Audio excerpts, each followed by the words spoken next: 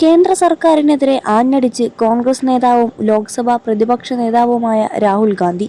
രാജ്യത്തെ ജനങ്ങൾ നേരിടുന്ന സാമ്പത്തിക പ്രശ്നങ്ങൾ സർക്കാർ ചെവികൊള്ളുന്നില്ലെന്ന് രാഹുൽ ഗാന്ധി പറഞ്ഞു.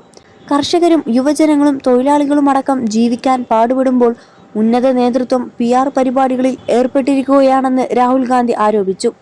പ്രധാനമന്ത്രി നരേന്ദ്രമോദിയുടെ ഇറ്റലി സന്ദർശനം നടക്കുന്നതിനിടെയാണ് രാഹുൽ ഗാന്ധിയുടെ വിമർശനം.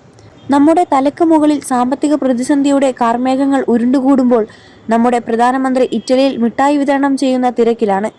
കർഷകരും യുവാക്കളും സ്ത്രീകളും തൊഴിലാളികളും ചെറുകിട വ്യാപാരികളും കണ്ണീർ കുടിക്കുമ്പോൾ പ്രധാനമന്ത്രി ചിരിച്ചുകൊണ്ട് റീലുകൾ ഉണ്ടാക്കുന്നു. BJPക്കാർ അതിന് കൈയടിക്കുകയും ചെയ്യുന്നു.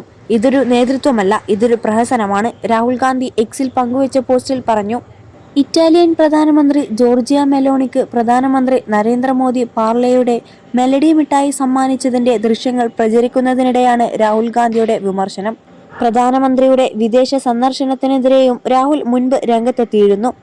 21 ലക്ഷത്തോളം സന്തുഷ്ടരായ ഉപഭോക്താക്കളും 2 ലക്ഷത്തോളം തിമിര ശസ്ത്രക്രിയകളും പൂർത്തിയാക്കിയ മലബാറിലെ ഏക കണ്ണാശുപത്രി Alsalama high hospital, hospital road, Perinthalmanna.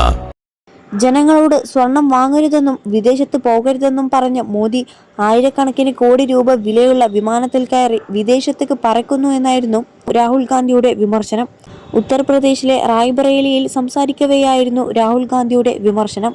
Narendra Modi ജനങ്ങളോട് പറയുന്നു, സ്വർണം വാങ്ങരുത്, വിദേശത്ത് പോകരുത്, ഇലക്ട്രിക് വാഹനം ഓടിക്കണം. ഇതെല്ലാം പറഞ്ഞതിന് പിന്നാലെ ആയിരക്കണക്കിന് കോടി രൂപ വിലയുള്ള വിമാനത്തിൽ കയറി നരേന്ദ്രമോദി വിദേശത്തേക്ക് പറക്കുന്നു. ജനങ്ങൾ ഇത് നിശബ്ദരായി നോക്കി നിൽക്കുന്നു. അതേസമയം രാജ്യത്ത് ഒരു സാമ്പത്തിക കൊടുങ്കാറ്റ് രൂപപ്പെടുകയാണ്. കടുത്ത പണപ്പെരുപ്പമുണ്ടാകും, എല്ലാ സാധനങ്ങൾക്കും വില കൂടും, വളത്തിന് ക്ഷാമമുണ്ടാകും, രാഹുൽ ഗാന്ധി പറഞ്ഞു. പ്രധാനമന്ത്രി നരേന്ദ്രമോദി ഇന്ത്യയുടെ സാമ്പത്തിക വ്യവസ്ഥയെ വിറ്റഴിച്ചുവെന്നും രാഹുൽ ഗാന്ധി വിമർശിച്ചിരുന്നു.